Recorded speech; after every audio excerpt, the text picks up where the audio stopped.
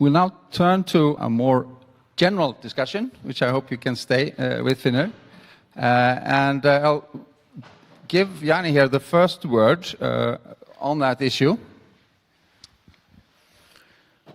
Okay, thanks, Waldi. This was supposed to be a comment on the last talk, but I guess this might be a bit of general point, perhaps opening for the more kind of general discussion. So it seemed to me that in this last talk, for example, there was a presupposition that we should kind of model philosophy, especially inferences in philosophy and natural science.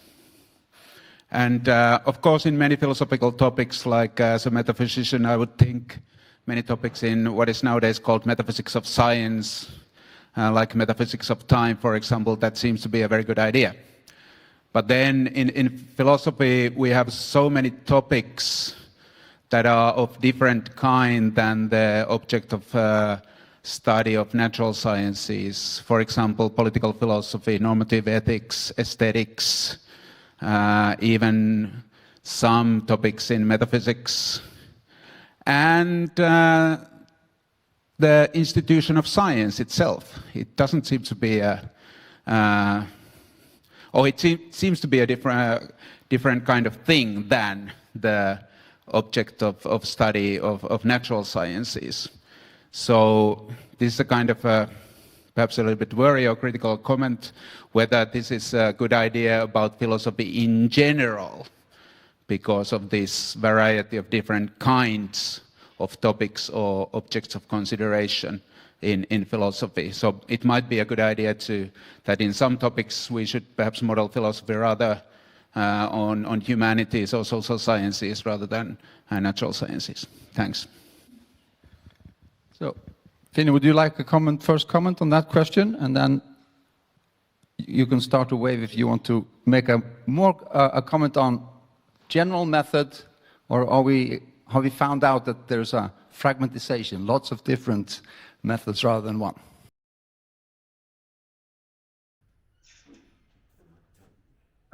Yeah, sorry, can you hear me? Yeah. Yes. Okay. Technical difficulties on my end, so hopefully you can hear me still? Yes. Okay, good. I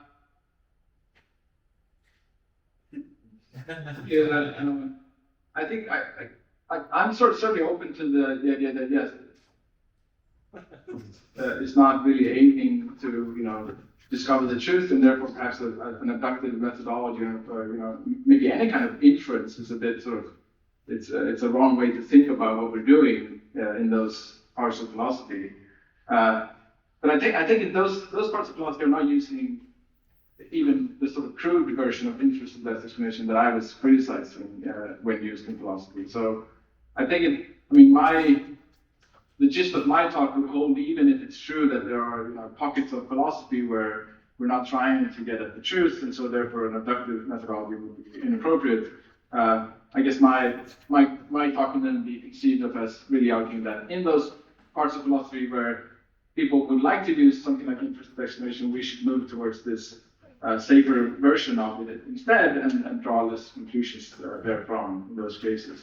And I think a lot is going to depend, for example, when it comes to whether you want to use an abductive methodology for ethics, for example. A lot is going to depend on whether you're a moral realist or not. I think are you describing some truth when you're doing ethical theorizing, or are you doing something entirely different? And then it seems to me an abductive methodology might not be appropriate.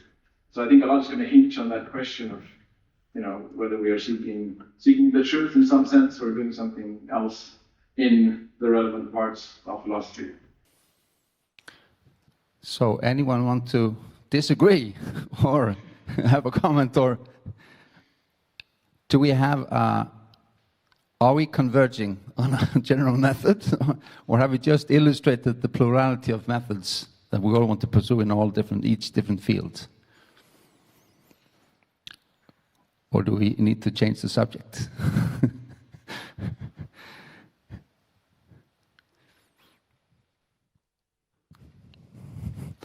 Yeah, there you are. Yeah, well, I have a different point to make, and I think that, well, this is kind of my, how can I put it, my general observation about many of the talks. And it seems like there is a lot of reliance on general claims about what scientists or philosophers believe. And yeah, I don't know, it seems like there's always this assumption and it's not backed up by any kind of survey or anything. So yeah, I think like that maybe this approach in which we assume that philosophers believe this or scientists believe that seems that is not quite reliable. I don't know. Yeah, that's my comment. Yeah.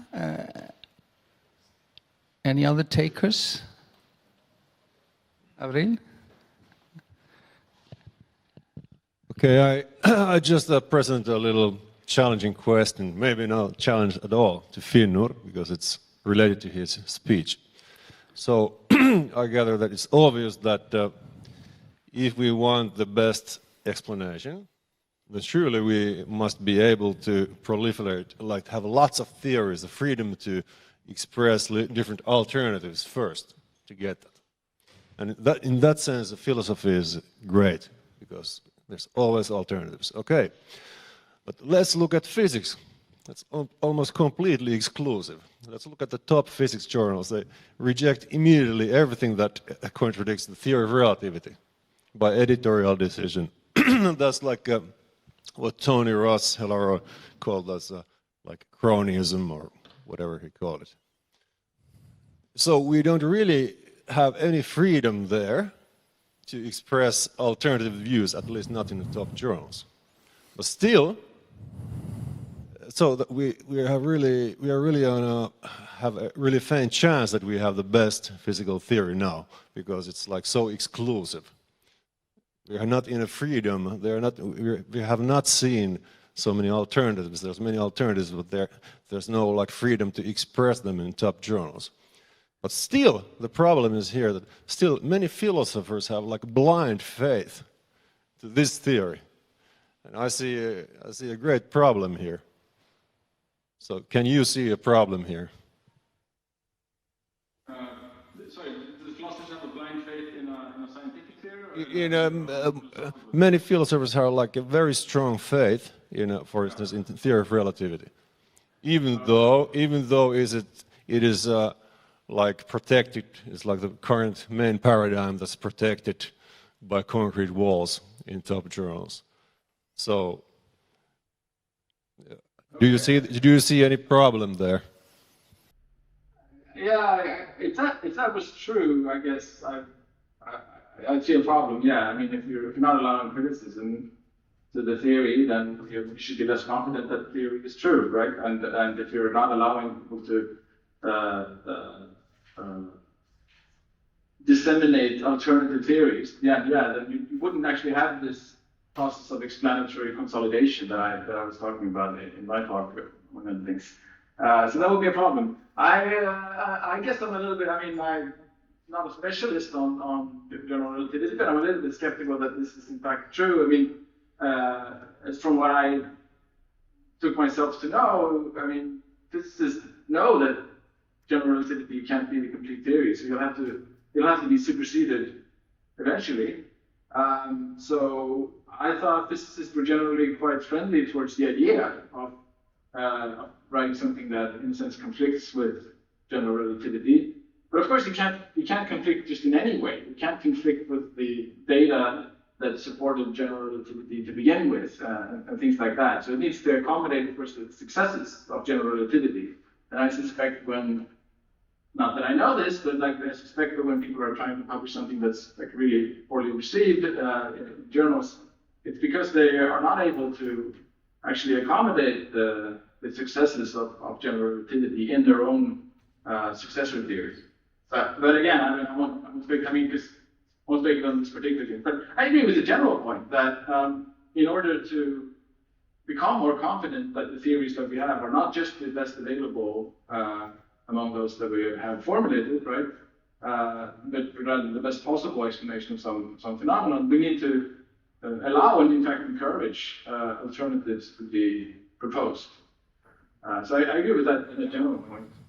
Okay, just a little continuation that what people often don't realize is that we have a current paradigmatic theory that's been developed for over 100 years by thousands of mathematicians.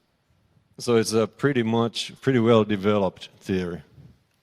And then you contrast it to some alternative that's developed by one or two people.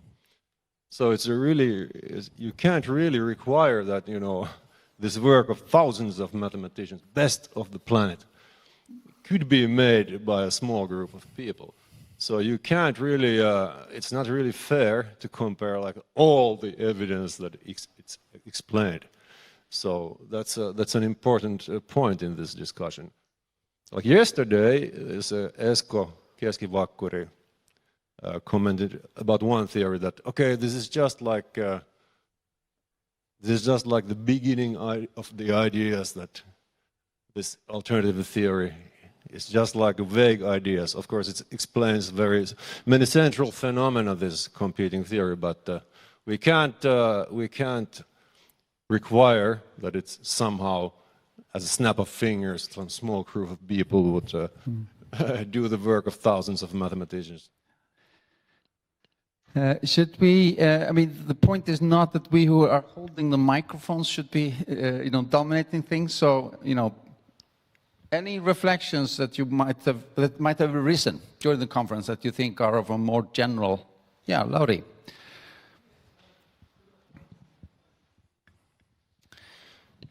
Okay, thanks. I was just kind of wondering that I am myself quite critical of foundational styles of reasoning, and I was just kind of wondering that is this kind of questions about methods and convergence, how often do they kind of tend to kind of lead to traditional, quite foundational styles of reasoning? Because I just kind of noted that there were questions about, say, the uniformity of scientific progress that sounds a lot like Humean induction, or the kind of question of justifying the external worlds through theoretical virtues, or which is again the traditional problem of external worlds. So I was kind of thinking, and the whole idea that you just need to have some kind of justificationary convergence, or otherwise it's just one theory talking. It's just kind of skeptical that there are multiple kind of live options or so on. I was just kind of thinking that how much of this kind of work proceeds in this pretty traditional kind of way of doing philosophy, that first of all you have tried to justify some norms in some kind of pretty strong kind of, and then you just kind of try to see if some scientific theories or metaphysical theories as a type of philosophical theory fit into this kind of justification through these kind of theoretical norms. And then there's also this kind of question of how kind of these kind of norms and then practices go together. For example, Wittgenstein's idea that knowledge attributions go in language games, and then Kuhn's ideas and so on. I was kind of thinking that how this kind of field, how often this kind of field is foundational reasoning, or are we reasoning against some presuppositions which then must be metaphysical at some point, at some level? Does anyone have Helen has a comment there? Helen here in the middle there.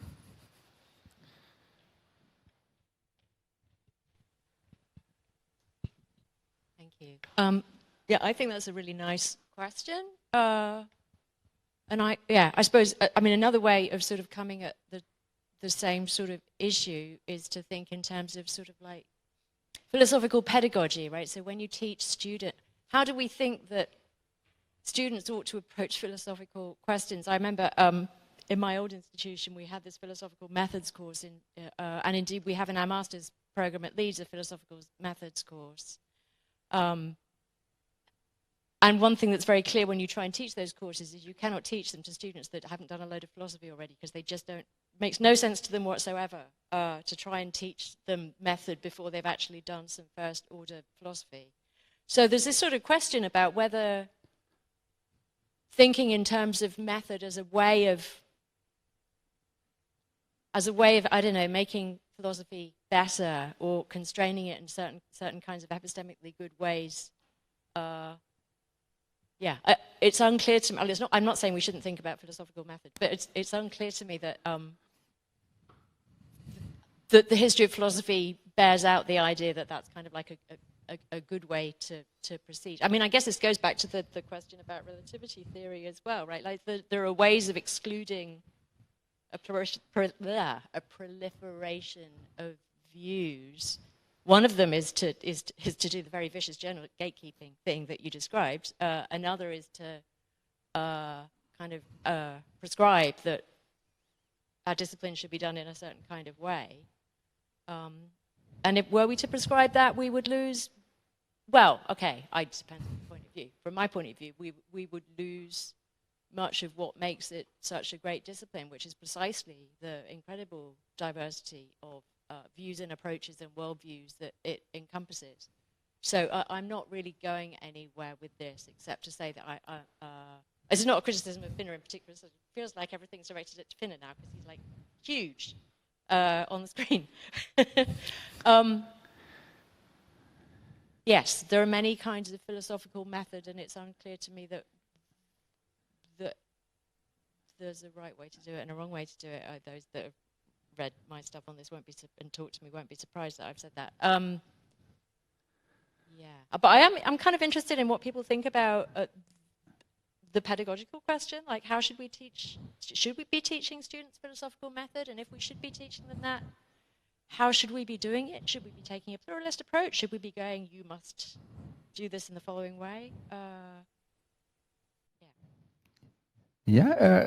Can I take the word there and say that I like the idea of in teaching be very pluralistic, and I myself I teach phenomenology, I do metaphysics, I do logic, and in those courses I don't tell them there's this one method that all philosophy does, but here we're trying to do this. But there could also be a point in, even though we do that as a part of the what's the word here, fostering, right? Then ultimately they should specialize into a field or find some subject matter and then decide on a method. And then it feels bad if we haven't thought about method. We need to think about it, even though we don't agree on it now. But I've been my doubting sometimes if we should have a methodology, particular methodology course, rather than saying, well, this is the methodology of phenomenology, this is the methodology of logic or whatever. But I haven't decided any which way yet, if I'm right about it. But I wondered about it. Anyone else who's wondered? Yeah, but isn't this a general phenomenon that you can only learn a method if you apply the method? I mean, already Hegel said that to Kant, if you know this quotation, where Hegel says that Kant is like the scholar who wants to learn swimming before he goes into the water. Hegel said to Kant's a priori, So if you want to learn skiing, in the method of skiing, you should better do it in the snow, not in the room.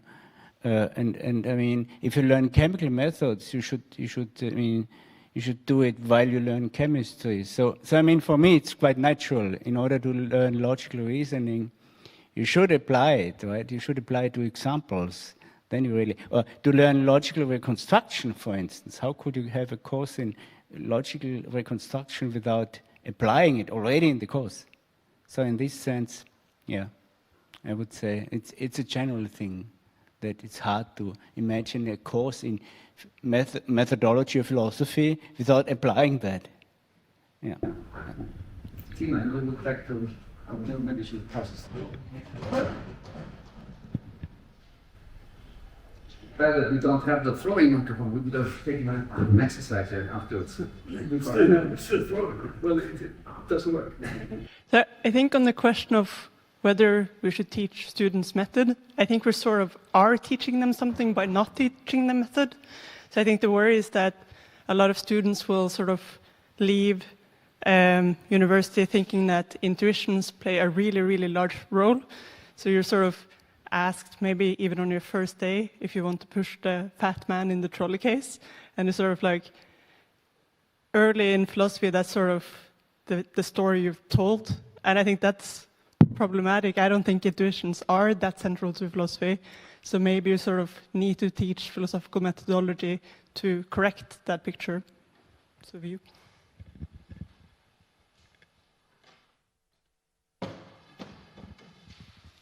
Any objections? Yeah, yeah. Thank you.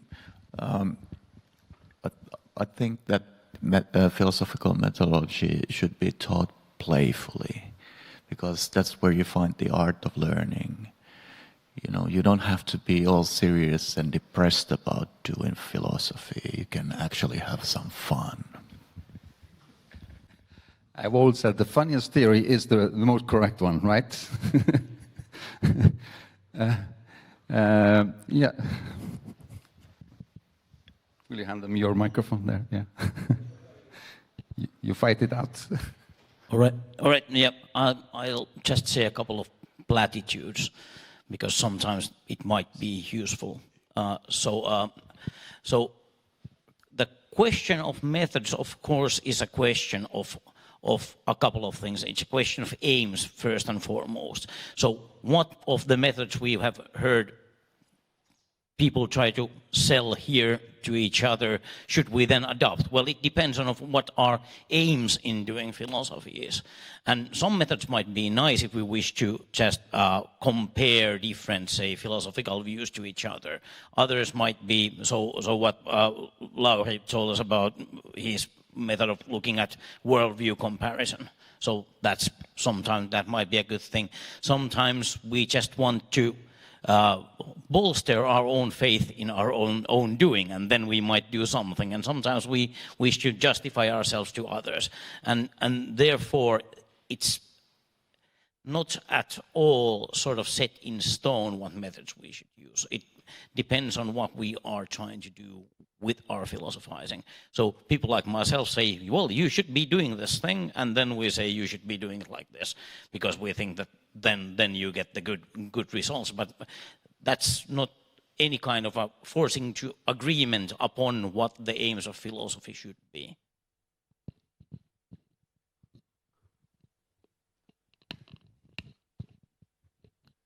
Thank you very much, Ilmari, from philosophy, Asian philosophy also.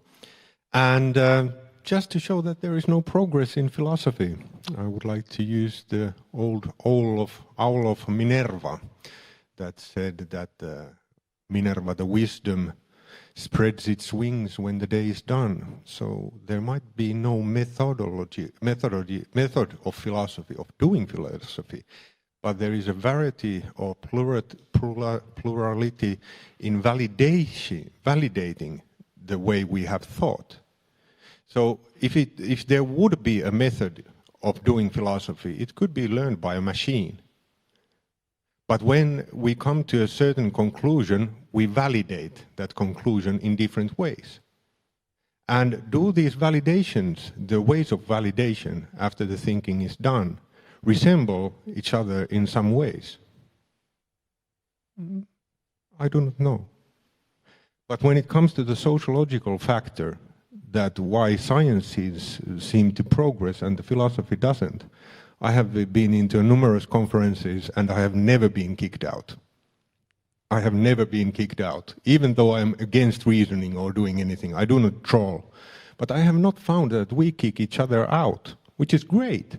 But it also means that we are not progressing in any way, because we do not have a confession of faith.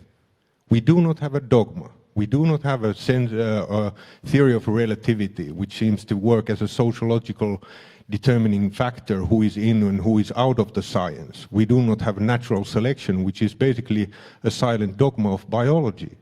Philosophy just stays there and sees, that's a valid point. But for a method of philosophy, then if there would be one, philosophy could be done by a machine. P does not equal NP. Thanks, a lot of good ideas. So, okay, just continuation quickly to your comment. So let's look at philosophy as a rainbow of millions of views. Okay, and then if we want to keep it, we want it, we like it, everybody agrees, or almost everybody, that it should have that freedom. But then on the other hand, if we want to have this cumulative results, then we also need some kind of paradigms, as you said, we need it. So we need to have some kind of split that in some places we have a little bit faith and paradigms, while we, on the other places, we just sustain the complete freedom. What about that? Pass it on to Paavo, who's beyond there. Yeah. Right. Okay. So I was thinking that how we might have dialogue as a method also when teaching philosophy. And you see, I don't know. I mean, there was a very optimistic view of philosophy. I'm not quite sure that it actually is the way it is. I think, of course, we have the various divisions and schools, and I mean, there can be examples of one philosophical school not really liking the other one. I don't think it's very difficult to find those ones. But you see, as teachers, so how do we deal with that? I think I once remember, you see, we talk about interdisciplinarity, and I once remember my colleague or ex-colleague Pauli Pylkkö is a Finnish philosopher, and he said that the true interdisciplinarity in philosophy would actually be that you're able to, somehow understand both, let's say, both what we call continental and what we call analytic in some at a deeper level, which can be very demanding because they have different styles and many other differences. But anyway, so that's how I would see.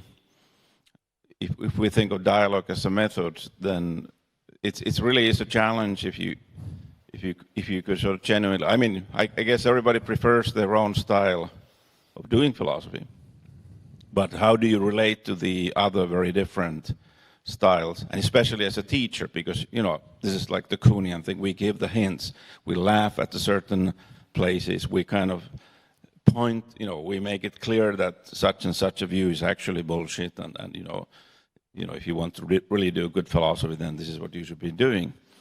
And this way, we are kind of, in some sense, indoctrinating our students in a certain way. Perhaps especially in competitive places like where you go for the job market, and then I think it was said earlier in the conference that philosophy is this kind of, what was the word? Is it incestuous, or but still that it's a kind of can be very isolated, where really the kiddies look up to what the adults, so to speak, are doing, and the money being there as a great motivation or career and things like that. So I think it would take quite a lot to really make a move to some sort of genuine dialogue and genuine interdisciplinarity, in the sense that we prefer our own thing, but we could also listen to the other ones. Yeah. Lauri?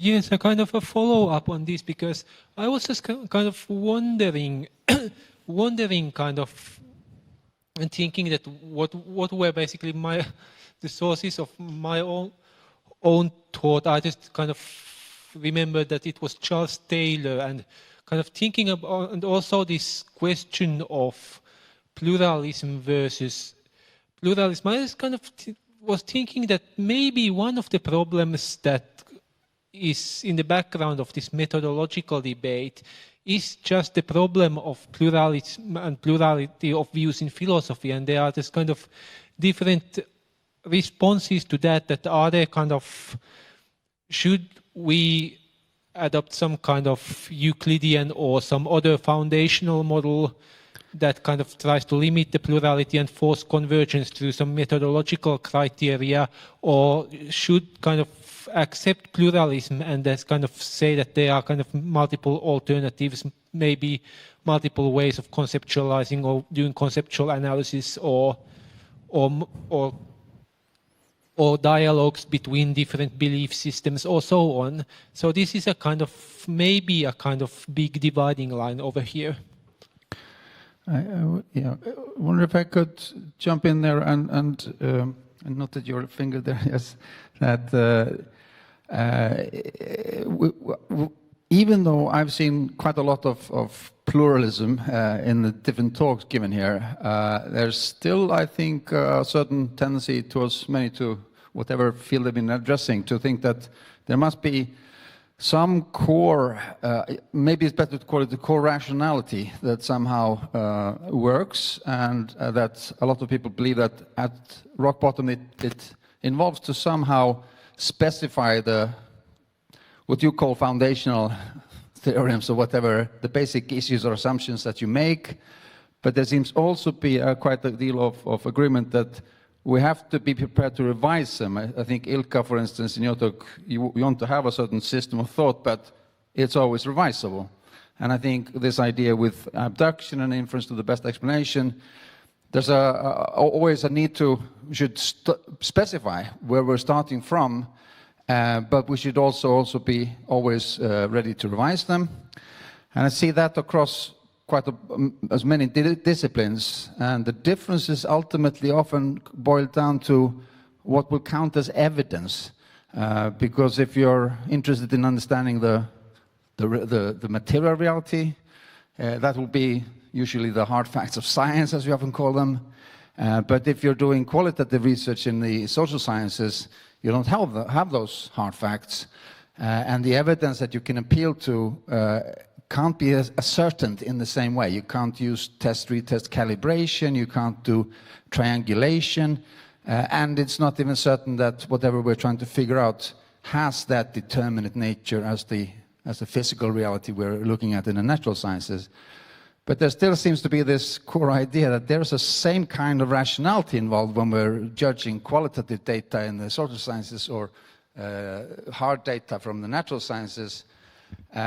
So I'm wondering if there's maybe also a lack in the realization of the different ontologies. I mean, those that are looking into more formal systems, they tend to think very differently. They're not bound by any ontology, it seems, right? Is there something in this, that there's a desire for a common core rationality that could be applied in various contexts, but we need to be flexible to the context that we're applying it to? Does that make sense?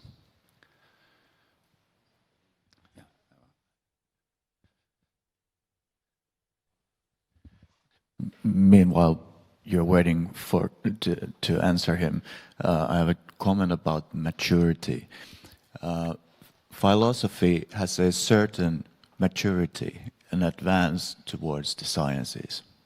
Kids grow fast, they progress very fast, but they are not very mature.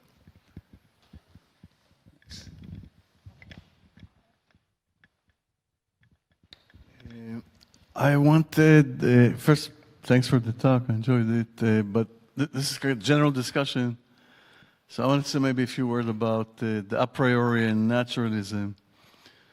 And naturalism itself is beginning to, it's not a thesis, it's not even a principle, and it's almost like a lake that's beginning to dry up, a little bit like the Aral Sea. Now you have a little puddle left of the philosophers that insist that you can do couch philosophizing without any kind of empirical input, and they are a minority.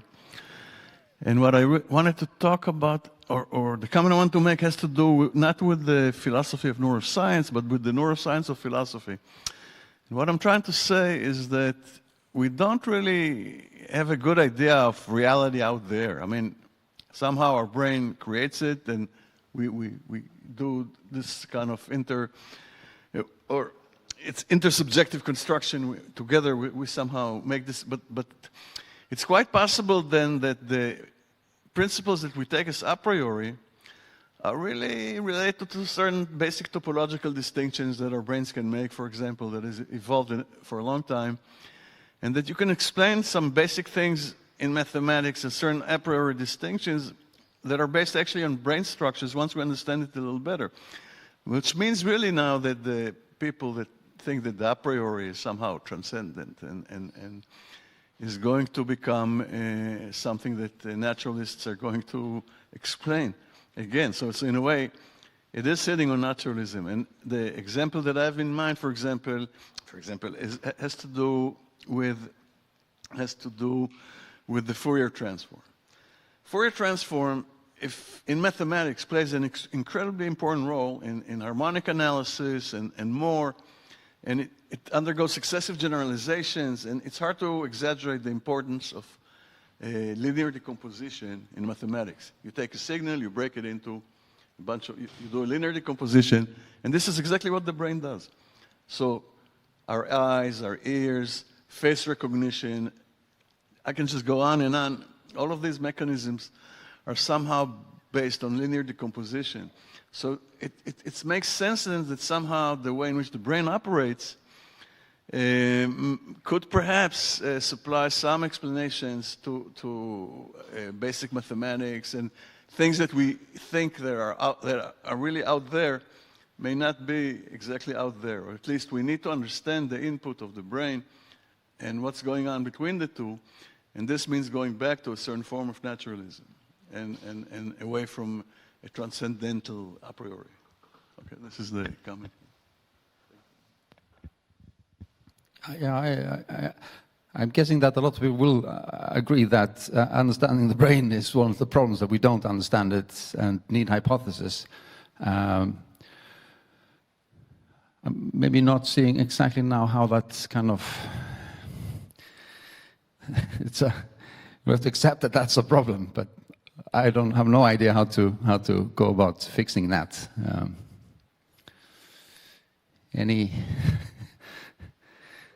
Anyone seen the truth? Yeah, finish. Yeah.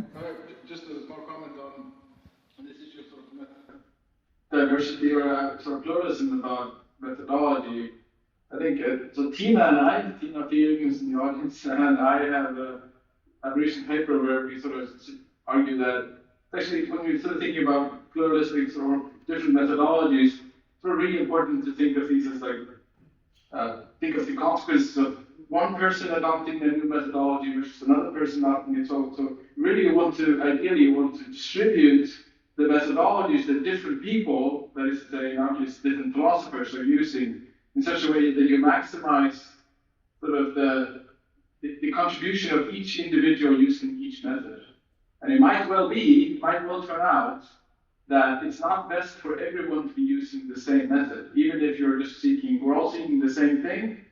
It might be that it's much better for us collectively to be using different methods to some extent. Even if some of these methods are, in a sense, more reliable than other methods, it might be that having one person use a comparatively unreliable or seemingly unreliable method might overall be the best situation for the community.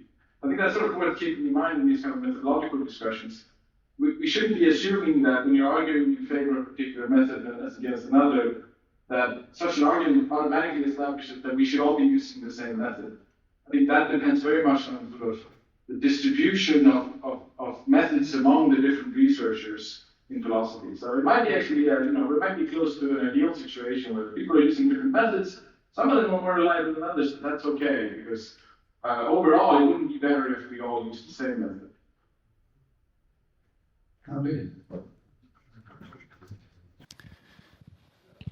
A very good point. Thanks. again, that's another way of saying that, okay, we have to be non-exclusive, like everything has to be allowed in some sense, okay? But then a continuation that, let's look at what Finnur and Gerhard have done to abduction. They've done a lot of work on abduction, and I think it's accumulative. They take some things for granted, because otherwise they couldn't accumulate anything. So congratulations, guys, you've done something. But we also can extend that, generalize that result that if we want a certain kind of progress somewhere, then we need to have some kind of basis on which we can build. So that's not exclusive. Again, not exclusive, but I believe that, of course, in my my presentation view, also brought this that we need some kind of criteria by which we can select some kind of basis that is not exclusive, and then we can build, and then we can advance in this direction. Yeah. Bendik, over there, in the red and black. On the plurality point about it being better for the collective if there being different methods applied, I was thinking, without being an expert at all, I was thinking in like hard sciences and physics and so on. I imagine it being the case that at the bottom of it, they do have some sort of shared fundamental collection of methods which they all accept. And I'm wondering if that may not exist in philosophy as of today. And so if it's correct that that's like a premise for collective progress, then plurality by itself wouldn't necessarily like by itself be progressive or serve progressive purposes unless there is like some shared fundamental set of basis. Yeah. Can I offer a concrete example from the sciences? I happen to be involved as a test subject in research on musculoskeletal kind of chronic pain in the shoulders, which many suffer from. And across Europe, there arose several research groups, each having their hypothesis about what was wrong. One thought that it was tissue being damaged. One thought that there were substances being created, like lactic acid and so on, that created sensitivity. Then they found that, well, there wasn't so much collection of these substances, but the muscles could be sensitized to the little there was. And then another thought that, with the shearing forces, there were the... Yeah, let's not bore with the details. There are 5 different research groups that all pursue their own theory, and they tested basically only for their theory. And yeah, I think they grow in wisdom about what's happening in the body, but they didn't find out what was wrong. And these groups joined together to have consensus conferences on can we join these theories up, until an unrelated group tried to just push a needle through the membrane that separates the stem here in the spine, and push in just anti-inflammatories, and all the subjects got better, every single one, rather than just a handful. And that's methodological pluralism. In the big picture, it served to show that there were lots of different ideas and none of them worked, so that probably pushed someone to try something different. But as you say, they all had a shared methodology and could realize that each of them were not doing any good. And the question is does that present a disanalogy with philosophy? That we're not actually in that same position. There are different research groups, and they're doing different things, and it's going to, in the big picture, help. But we don't have a shared, I think, principles to communicate. But it seems also that we are feeling that the absence, which is why we're here, right? So is that do you have a comment on that, Finnur? Well, I mean, only that the situation might be that in philosophy, it's harder to validate the methods. Because, I mean, I guess in science we have often ways of testing whether a method is working in a domain where we know what it would take for the method to be working, right? So, I mean, a classic example of this is the way that Galileo argued that his telescope, his telescopes were working. He sort of just pointed them at things on the ground, on the Earth, and said, well, it's magnifying, it's for making larger the things that are far away. I mean, I already know what's over there. I can just use it to see something in a larger way that's just down here on Earth. And then that's why when I point the telescope at the moon, I can infer that actually what I'm seeing there is just a larger version of what's actually there. And so we can do that in science. It's a little bit hard to see how we can do that in philosophy. So like imagine like a metaphysical, you use some sort of method for inferring something in metaphysics or something.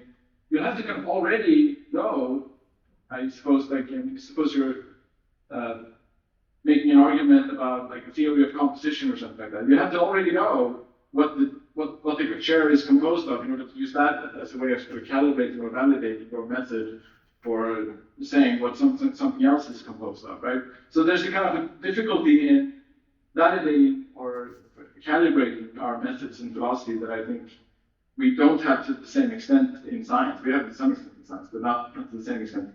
So I wonder if that's the reason why we fail to kind of converge in philosophy on methods. There's more uncertainty about which methods are actually working. Yeah. Ilkka.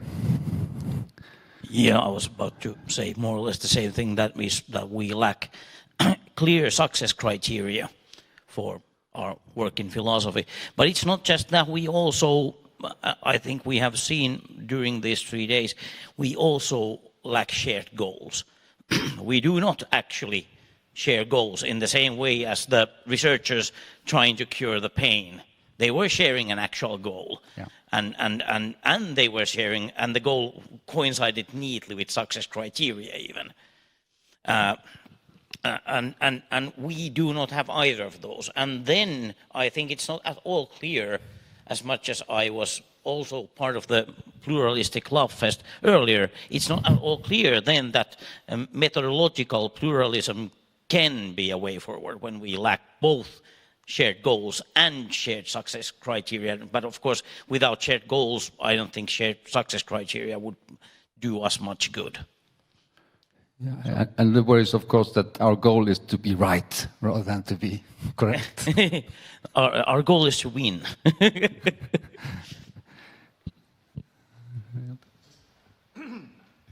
Just a quick comment about Galileo's telescope. So I think in philosophy you have certain examples that are a little similar. If you look at Husserl's phenomenology and the eidetic reduction, so he first directs the eidetic reduction in the world. It works a little bit. Then he directs it at the self and goes into transcendental reduction. So it is almost like a two-stage act. Of course, it's not as good as Galileo's really saying magnification. Yeah, I can add to that what Husserl had that we don't have in all disciplines is that, well, it's maybe an assumption, but we think we all have pretty much the same phenomenology. So we can all confirm within ourselves what he's trying to express. Yeah. Okay. Yeah, okay. I've got sad news, which is that we have to go get a beer. Our time is up, I'm afraid, because we have to leave the house, actually, before 6 o'clock here. But thank you so much, Finland, for being with us here. And thank you all for coming. It's been fantastic. Yeah. Thank you, everybody. And after a beer, we'll go to sleep, I think. All right, thank you very much, everyone. Thank you. Hope to see you in person at some point. Bye. Bye-bye. Bye-bye.